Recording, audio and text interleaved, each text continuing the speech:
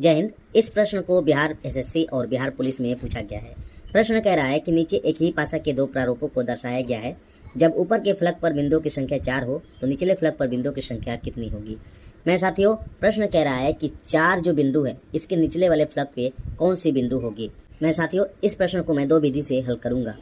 पहली विधि आप लोगों को पता होगा और दूसरी विधि मैं इसके अंत में बताऊँगा।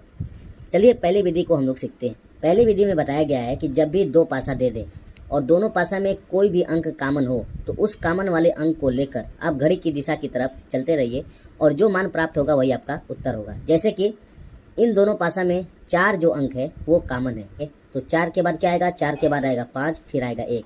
फिर इस पासा में 4 के बाद आएगा 4, यहाँ पे लिख लेंगे, फिर उसके बाद आएगा 2, फिर होगा 6। अब जो संख्या ना दिखाई दे वही आपकी उत्तर होगी। कौन सी संख्या नहीं दिखाई दे रही है, तो 3 नहीं दिखाई दे रही है, तो इसका मतलब 4 और 3 के विपरीत कौन सी संख्या होगी, 3 होगी। अब आइए इसी को हम दूसरी विधि से हल करते हैं। दूसरी विधि में हम लोग बिना कलम के सहारे इसको हल करेंगे।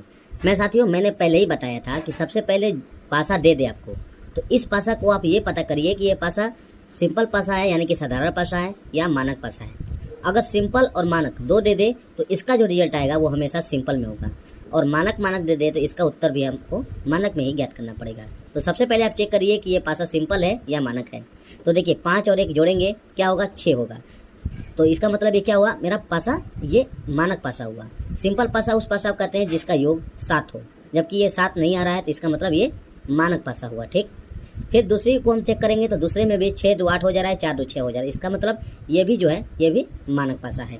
अब मानक पासा 2 निकल गया तो मेरा उत्तर जो आएगा वो मानक पासा ही आएगा।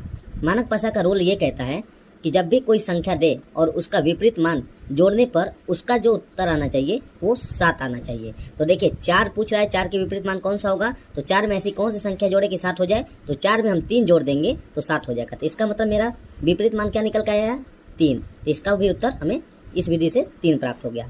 तो मुझे आशा है कि आप लोगों को ये वीडियो पसंद आई होगी, और ये वीडियो आपको पसंद आया है तो इस वीडियो को लाइक करिए, शेयर करिए और सब्सक्राइब करना ना भूलिए।